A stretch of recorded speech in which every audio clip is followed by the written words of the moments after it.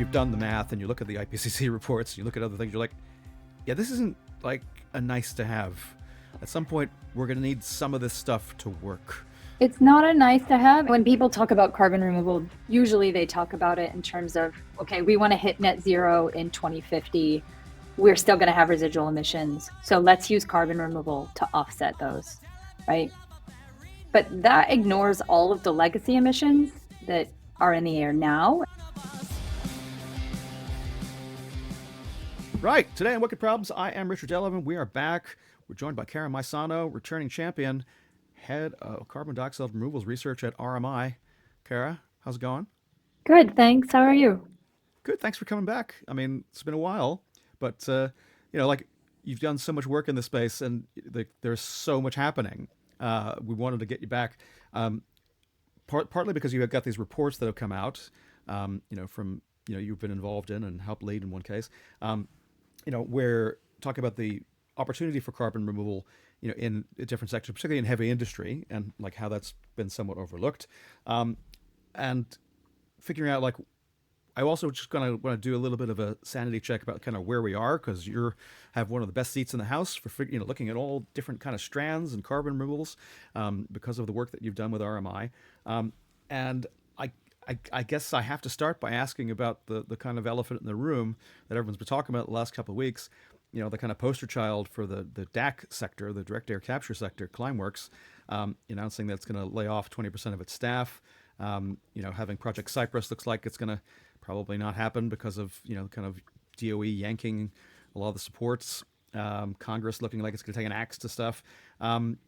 So I guess are we seeing a course correction that's broader than just one firm, or where's your head on that? Yeah, that's a good question. I don't know that we're seeing a course correction like for CDR specifically. I think climate in general is it's been really hard for a lot of people to support different climate initiatives across the board. Um, in terms of Climeworks, so for me, I mean, there's been a lot going on in the news, but for me, there's the layoffs, which are one thing, and then there's the under delivery. There's a little lower. I shouldn't say under delivery, the lower than expected delivery of these direct air capture removal tons. And to me, those are two separate things. Yeah. So, I mean, layoffs are obviously disappointing. They're not the only group that has to lay off their people. There are other companies that have recently laid off staff that have been, gone Yeah. under the radar.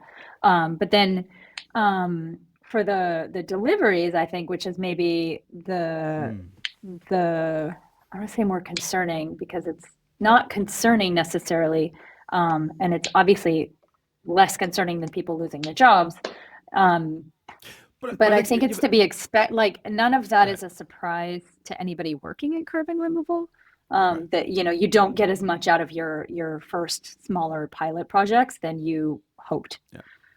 And is that expectation setting gone wrong? I heard Jan's interview with Akshat Ratti at Bloomberg, where Right. they put some of these questions to him. And again, you're not a spokesperson for Climeworks. I'm not asking you to answer for it, but I'm just as an observer wondering, like in the same way that even people who are supposed to be smart observers sometimes do basic mistakes, like mistaking gigawatts for gigawatt hours when calculating something. Nameplate capacity versus what you're going to get out of the shop in a given calendar year. Lots of different reasons why your nameplate capacity might not actually be what's been achieved, and that's true in solar. It's true in wind. It's true in natural gas. It's true in every kind of sector where you're doing some kind of industrial process. But people just, I guess, should they have done a better job of like explaining to investors and media over and over again, like nameplate capacity is this, but we're actually going to do this, or do you think that's where it got away from them? I think that, well, I have a few thoughts. One, and I did listen to that interview, so I know what you're talking about. And I think they do a good job of explaining like those, for the Orca, Climeworks' first project, like that technology is, I think, from like 2017, Yeah. And then it gets like, it goes through the process and eventually becomes a like a pilot plant. Yeah. So that, going forward, we'll see different technologies and improved technologies, and um, but I think investors, if investors want to hear big numbers, which they They usually usually do. do, um, then startups are going to present big numbers because they can't do their work otherwise. Mm. But I think that we've spent centuries emitting the amount of carbon dioxide that's in the atmosphere now that needs to be removed. It doesn't all need to be. A lot of it needs to be removed. Yeah. Um, but it's not gonna we're not gonna like suddenly know how to get it out because one company spends 10 to 15 years working on it. Like this is a long-term problem. It's gonna take a long time to figure out how best to solve, and we're not gonna get it right the first time.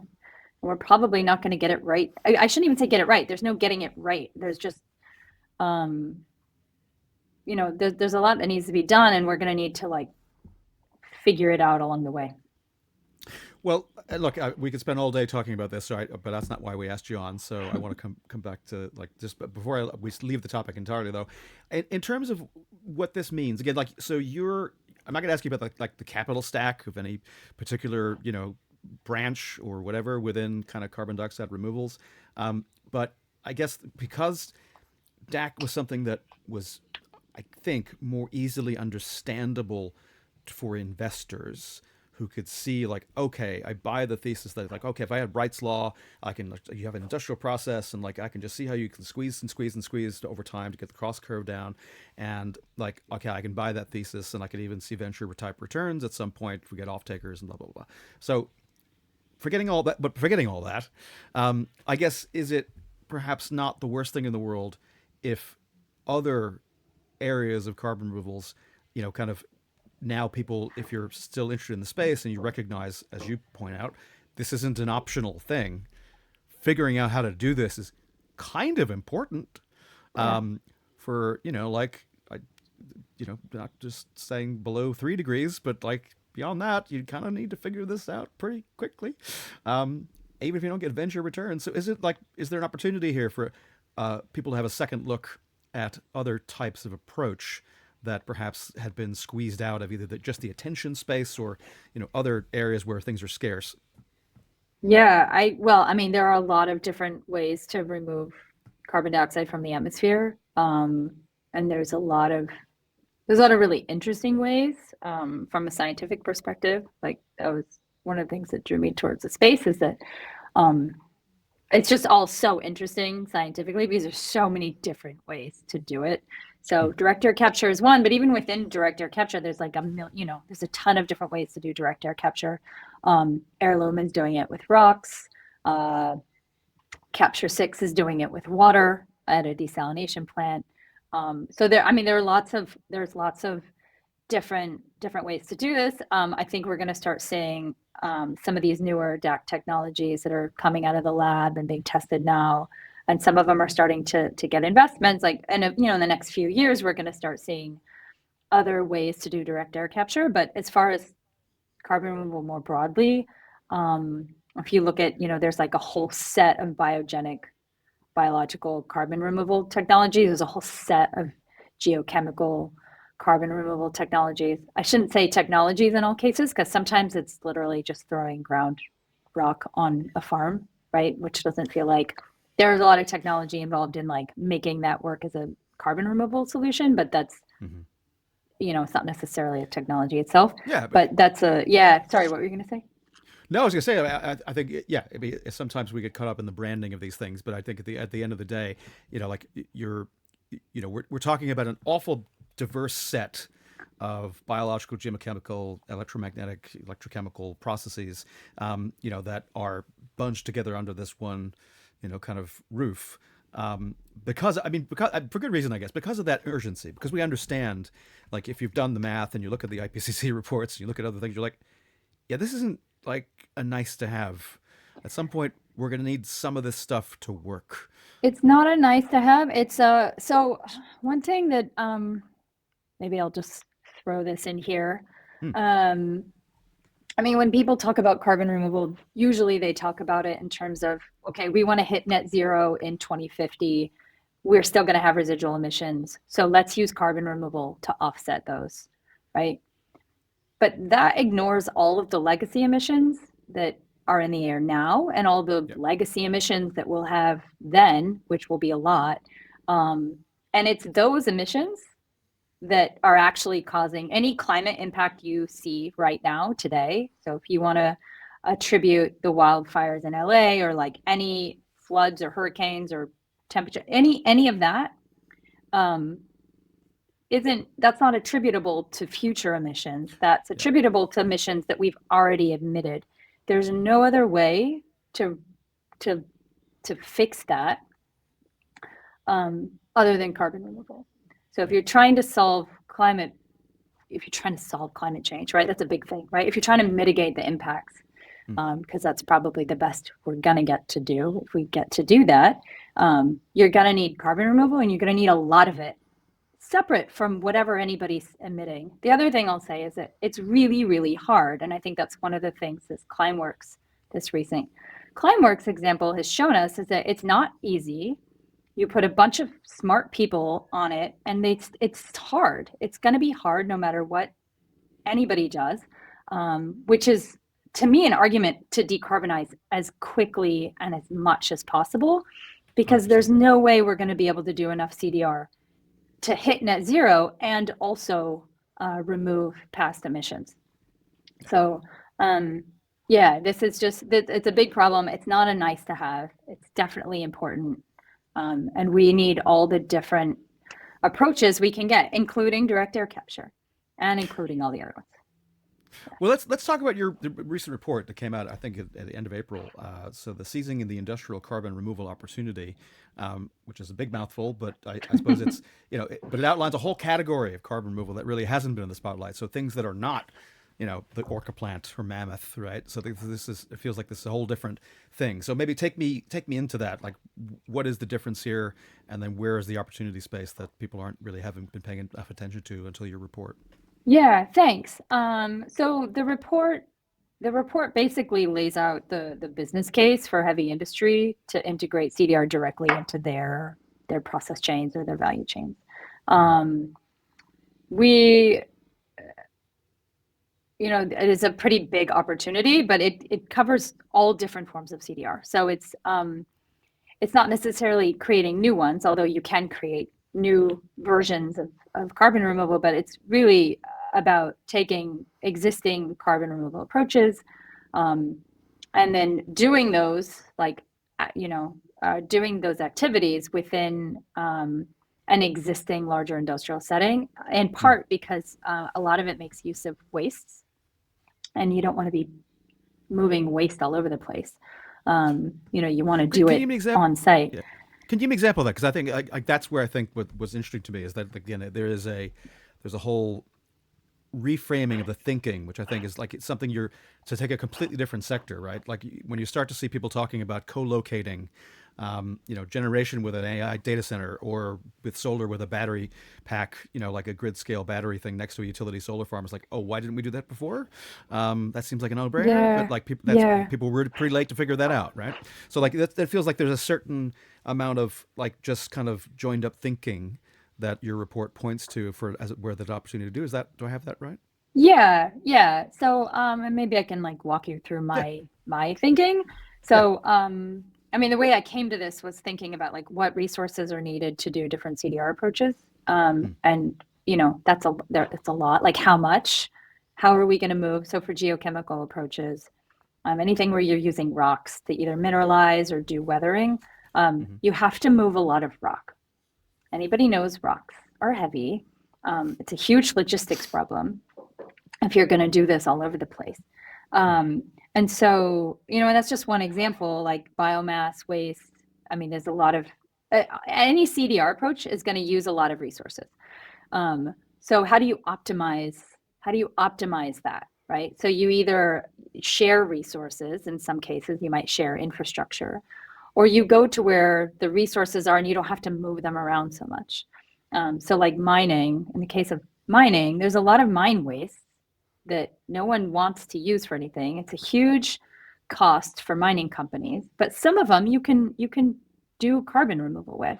So how does that work? Because I mean, like, so it was one of the things, like in the American West, like where even today, mining companies in the West kind of like left mine tailings in places where they're still doing, in some cases, nasty stuff to the local water and whatever else. But the point being, like, that was just, it was literally waste that no one had to think about. And the way that the government approached it back in the 20s and 30s in America, it meant that, no one had to think about this stuff. We're probably, insofar as we have, people talking about trying to reshore mining in places that maybe had gone out of fashion, it's not going to be done in the same way that it'd been done before. There's still going to be these constraints about what to do with waste. So that's why it sounds intriguing what you're talking about. Can you give me a concrete example of what that means? Like how would this work? Yeah, yeah. So I'm trying to think of which example to use. Um, so in one case, so this is all public. The company Arca, and Arca's based in Vancouver, but they've got a test going on in Australia, and they carbonate the waste on site at a Mm-hmm. mine. Um, they have like these rovers and a lot of measurement tools, and they do the carbon removal directly on site. You don't have to move the waste at all. It stays where it is. And in some cases, no one wants to move the waste because it took a lot to get it there, and it's stable, and you're not going to mess with that, right? Um, but there are other cases where, like, for example, asbestos waste. Mm-hmm. um, if you're near, a lot of these mines are closed. There are still regions in the world that do mine asbestos, but asbestos carbonates pretty well. It's a good feedstock for mineralized approaches. Mm-hmm. Sometimes there's metals in there you can extract at the same time, and you basically render it inert, so it's no longer a health threat. And for people living near these um, these these areas, they don't want to have to. It costs money for them to manage these wastes. Mm-hmm. There are potential negative health impacts, and I can't quantify those because I don't know. But Sure. in any case, nobody wants that, right? Nobody wants that in their backyard. So if you do CDR using this as a feedstock, you could um, lower your cost of managing the waste. You could potentially extract valuable commodities like metals or maybe Mm-hmm. building materials. And then you've potentially have a chance, depending on the carbon accounting, to monetize the carbon credits as well. Right. Um, so yeah, like that's one example where we think we think it's a win-win for everybody. Um, I should say win-win-win, but that remains to be seen. But it's things like that that need to be tested, Yeah. um, And because so, yeah, particularly in jurisdictions where, again, there's either a carbon tax or there's a series of carbon. There's an ETS scheme with carbon credits, and there's a whole kind of things get the U.S. kind of unfortunately skews things, and your accent, my accent, makes people think we're talking about the U.S. and people might be going like, "Rawr, that's not going to happen." Yes, maybe not right now, sure, but in terms of, like, other jurisdictions that aren't going that way in Europe and Canada, in other parts of the world, parts of East Asia, um, and certainly where a lot of this stuff also seems to be uh, gathering steam, not necessarily from a carbon accounting or regulatory perspective, but even in, like, the Middle East. Plenty of CDR stuff happening in Saudi, for example. So right, it's just yeah, interesting, just the reframing of the thinking around that. I just think super interesting. yeah. And it's funny you bring up, so Saudi Arabia, for example. So we've got this report which looks at what are the incentives for industry to get involved in carbon removal. But we've Mm-hmm. got a few follow-up reports that go a little bit deeper into more specifics. The first one I think you've read is on building materials, but then one that will come out next is on desalination, um, because it's possible to do carbon removal, different forms of carbon removal using waste during using the brines, which are Mm. waste. In some cases, you can extract further water out of it. But one thing Saudi Arabia is looking into, and this is based on a report that I read recently, is storing the carbon in the brine directly and creating materials that they can then use to build. Yes. Um, so yeah, this is a more No, like I a think circular economy type. yeah, I think that stuff is. I think that's just a fascinating area. When I was in Qatar, there were like there was plenty of startups that were trying to do some innovation stuff around getting ready for the World Cup, and one of them was a desal project that was taking brines. And because before then they were just pumping the stuff back into the Arabian Gulf, Persian Gulf, depending on what you like, Which is, which yeah. increasing the salinity of the Gulf, like blah, blah, blah. No, it's a And problem, right? Like so if they were you can taking it use the out and brines for another turning it into reason, bricks for us to make a stadium for your World Cup thing. Hooray! yeah. And again, I'm not sure that the numbers completely penciled out when they were what they were doing it back in 2019, but that's the point. Is that like it's a having an artificial deadline sometimes can be good to spur things, but what the Saudis are doing, I mean, they're certainly not going to be not building stuff over the next 10 years. Not only that, but I think desalination, the number we found for our report is that the desalination globally is growing at a rate of like 6 to 12% per year, which is a lot because Wow. people need fresh water and Mm. populations are growing. Drought is increasing in some areas. And so you have this situation where like there's a carbon removal solution, there's like a kind of circular economy, where are we going to get resources for the built environment issue? And then there's this adaptation element as Mm. well. So that's an example where doing carbon removal and or carbon storage with desalination brine like touches on multiple areas of Mm. like climate action. Yeah. So I mean, like, it's in terms of then. So the core thesis, right, behind that. Let's just stick with the main report before going into. I want to talk a little briefly about the kind of the buildings, built environment segment. But in terms of like this kind of waste to removal concept, right? So turning industrial products into carbon sinks. Like you've given me a couple of examples. Like what else can it just to make it understandable for people? Like again, the report's trying to bring this to light. It's trying to bring this to the fore. Trying to tell industry leaders, like this is a thing you could be doing, and here's why it's a good thing. Maybe spend a little more time telling me about the thinking there, and maybe an example or two. Yeah. So I think yeah. So I mean, like I said, the way I came to it is, we need a lot of carbon removal. It's going to take a lot of resources. Who knows how to process and move around all those resources? It's Mm-hmm. heavy industry because that's what they do. Yep. So we need them. We need their expertise. But also, if those industries are trying to reach their net zero goals, and a lot of them are, they're going to decarbonize as much as they can. It's hard. It can be expensive, but they're not going to get all the way there without eventually doing Mm. carbon removal. Um, so at that point, they have a choice, right? Like they can buy carbon removal, which they can afford because their profit per ton of CO2 emitted is low, or they can, in some cases, not all industries, but some of them, a lot of them, can do the CDR themselves. So either they partner with a startup who's working on a technology that's relevant to whatever it is they do, or they could come up with their own solution based on what they've got on hand. We think that industries are going to have to do carbon removal. The other thing is if we want to get to scale and quickly, like Mm. there's not really another option. Um, but the good news is that we also think that this could make them or save them money.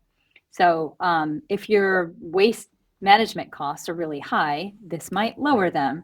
Um, in some cases, it might lower environmental remediation costs, like, for example, the desalination, instead of dumping this stuff back in the sea where it's hurting Mm. things Mm. and causing problems, you might get to use it instead. And then you may lower costs related to environmental remediation.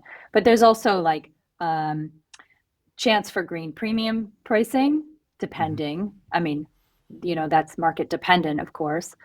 There's a chance for creating an additional revenue stream through carbon credits, depending on the carbon accounting. Ultimately, it's about lowering your net emissions, and helping you reach climate targets, but that can also help you avoid carbon tax obligations.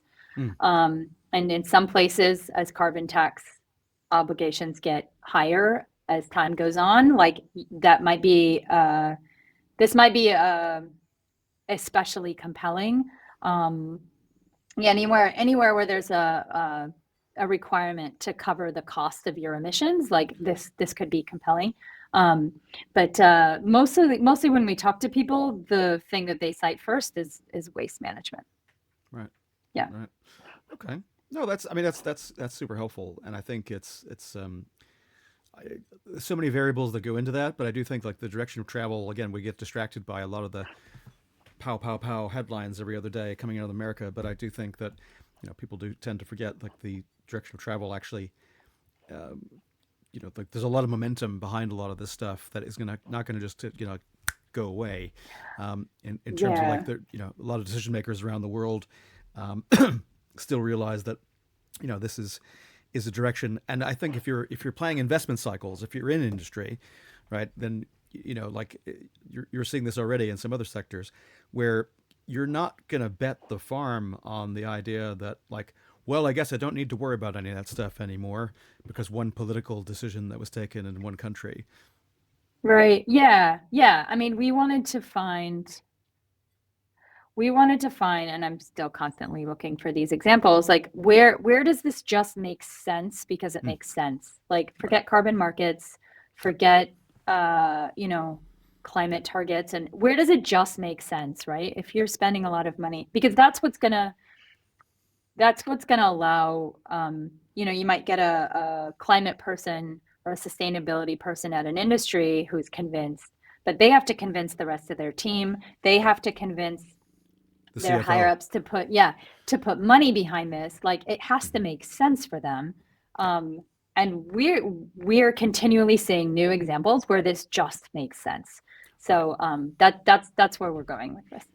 That again, I think that feels very current, right? That feels very kind of like where we are in these conversations. Where you've got big incumbents, that it's like they don't want to hear from the sustainability person.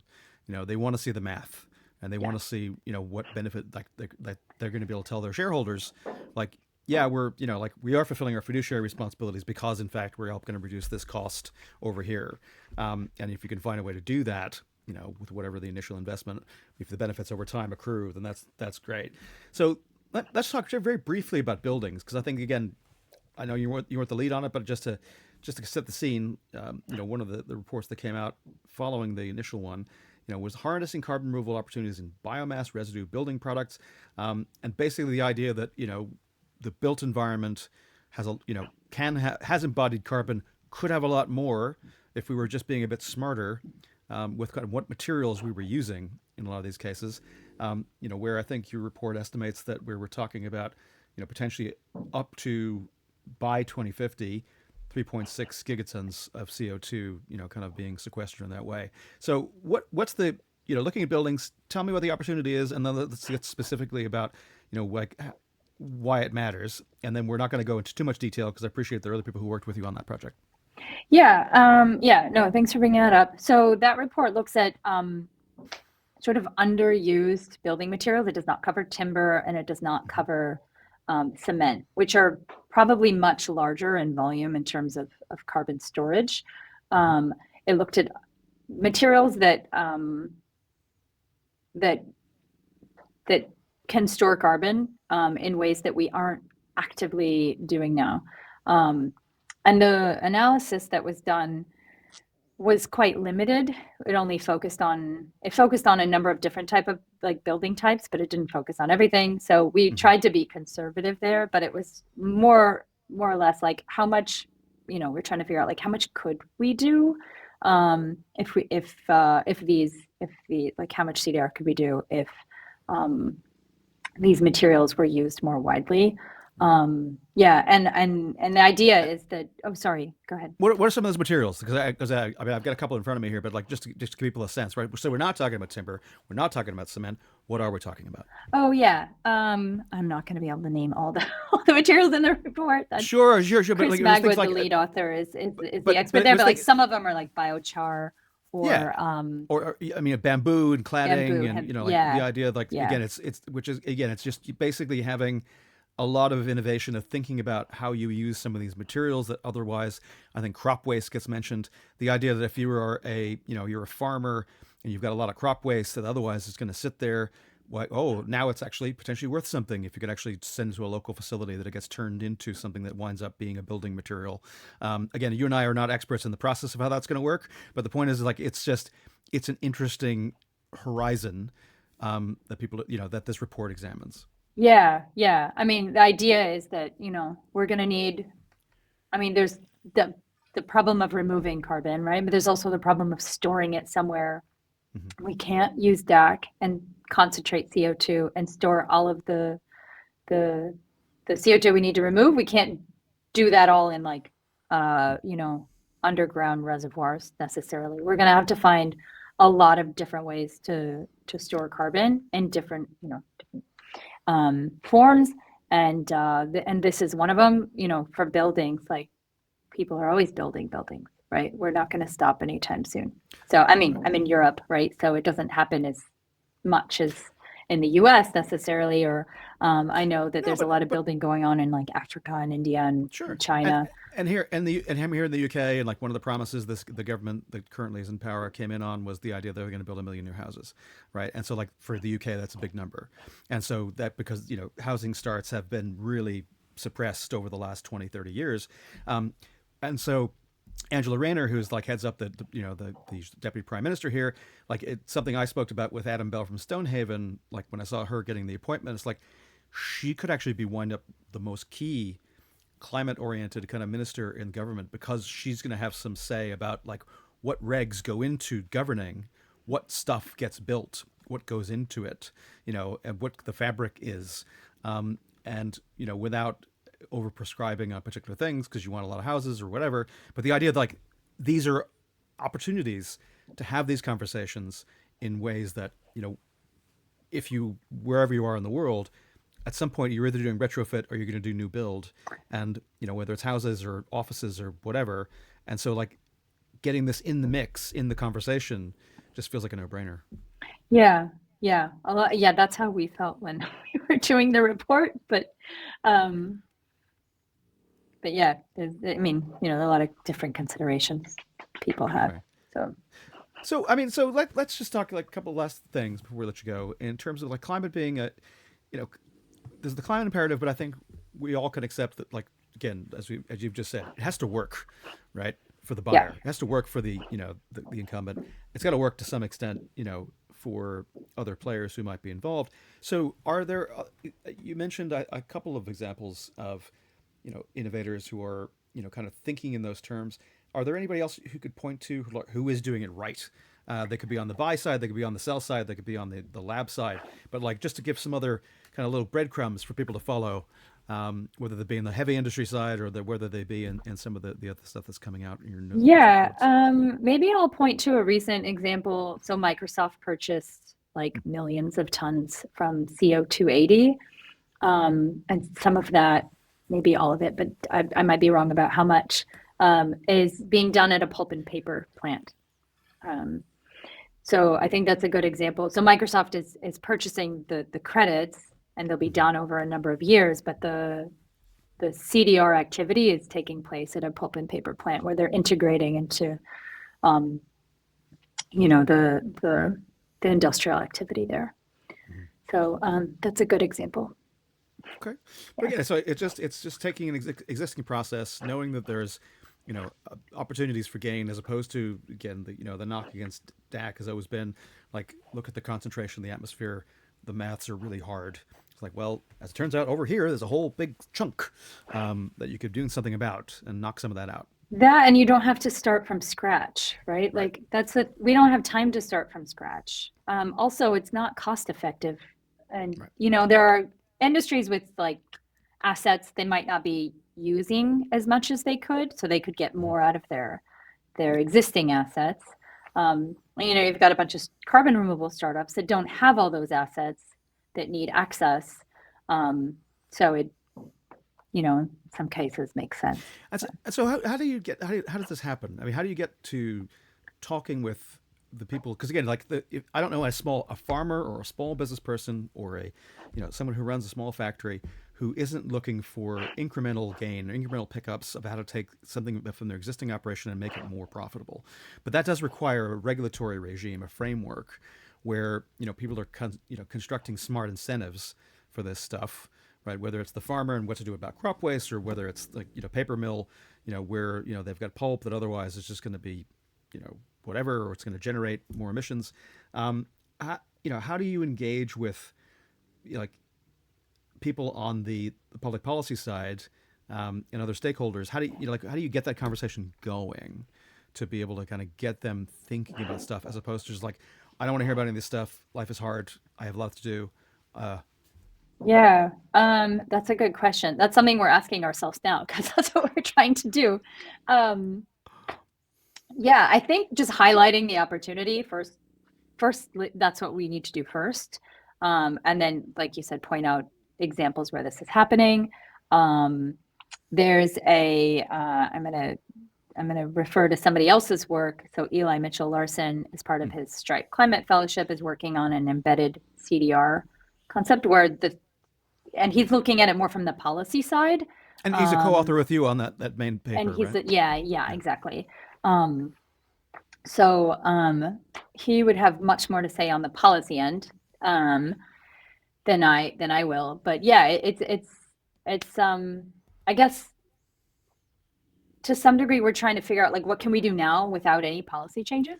Like Hmm. what makes sense Right. now Sure. and then there are things. I mean, there will be some policy changes, right? Like um, if you're thinking about doing carbon removal on a mine site, like there are some permitting, like you might be permitted to do this or that on the mine site, but if you want to use Hmm. the waste for something else, you're going to have to get re-permitted. We don't know how long that's going to take. Right. Um, and there might be like smaller questions. It's not like a larger question. I mean, it might be in the end, right? Depending on the local rules. Yeah, I Okay. don't know if I answered your question.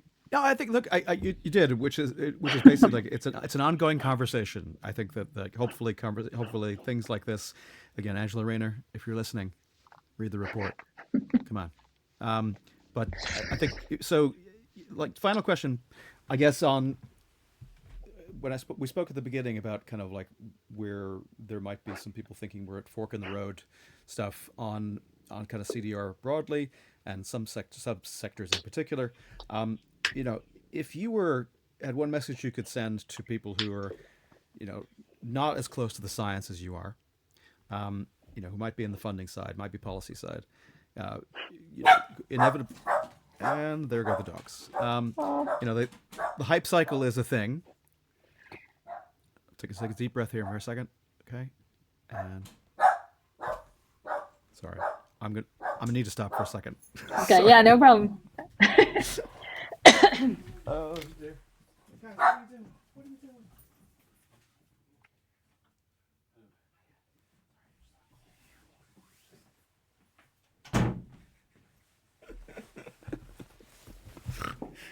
Oh, You're not going to I do bring love. the dog onto the podcast? Not today. That day is not this day. Some other time. Some other time. But I look. I'll try this again.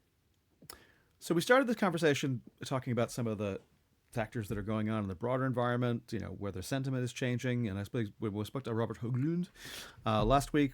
He talked about the hype cycle, in the Gartner's famous kind of way of looking at how technologies kind of go up and down and up and down. Um, whereas, you're closer to the science than a lot of people who might be doing policy or funding around this stuff. What is your what would be a message that you would want those people to take on board about kind of what they should think about this moment? Like because you've been around, you've seen a lot of different hype cycles, different sectors before. we're just going through some inflection point in this one. What's your message to them? Um, yeah, I guess. I mean, it's hard to think of a specific message, right? Because people are people, and they're prone to fluctuations in markets and policy changes and sort of leadership changes. And you can't really ignore that. On the science side, though, the problem remains. Like, it hasn't changed. We still have too much CO2 in the atmosphere. We still need to remove it. And that's going to, the longer this goes, right, the more we're going to have to start looking into solutions that people don't want, like Hmm. solar radiation management and other activities that people throw under the geoengineering umbrella. Right. So yeah, like the longer, and not that I don't think that we can avoid that at this point. Like, we're already, I mean, depending on what the goals are for human society, right? Like, but the problems itself don't. The problem isn't going away just because people are thinking about other things. And it's unfortunate that everybody has to think about multiple problems at once, but that's why we're trying to solve multiple problems at once by looking at how to do CDR in a broader industrial context where there might be opportunities to also decarbonize, also extract more fresh water, also do something else that people need.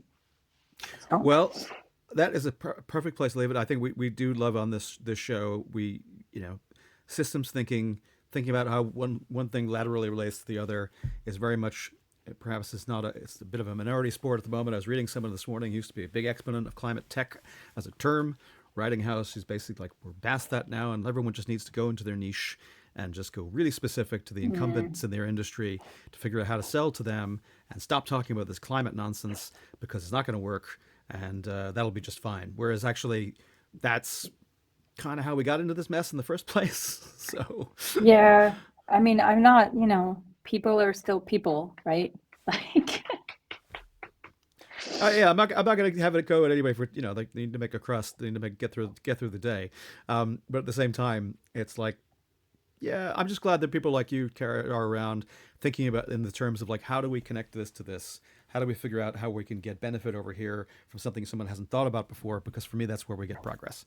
So yeah, on that, Cara Maesano from RMI, thank you so much for joining us again. I hope we can talk to you again soon. I think you're going to be in London thank you. sometime next month. Yes, Maybe I we will can hook up for a be at coffee. London Climate Week. Yes. Excellent, excellent. Well, I think we'll be doing a couple of recordings at Reset Connect out at the XL, but let's definitely figure out a time to meet up for a bevy of some kind. All right. Thanks. Thanks very Thanks much. so much.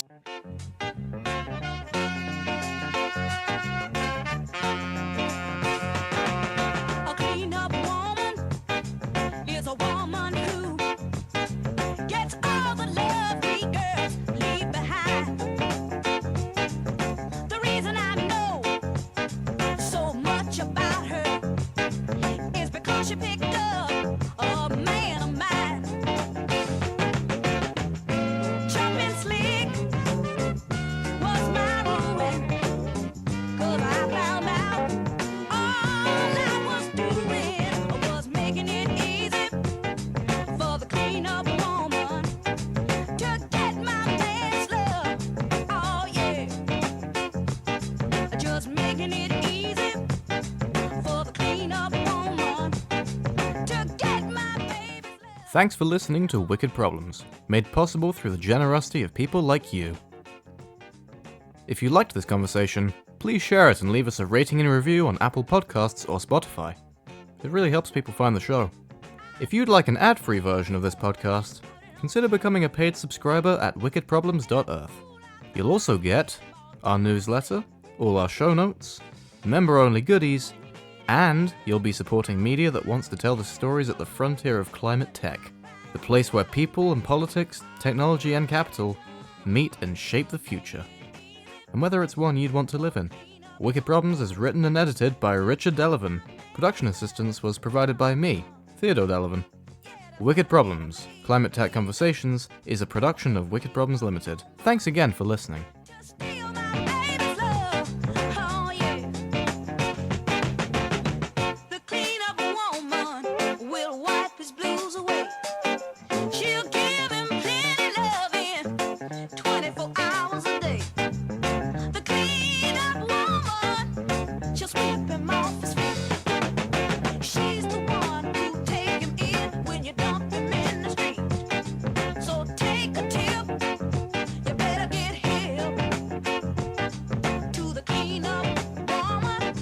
she's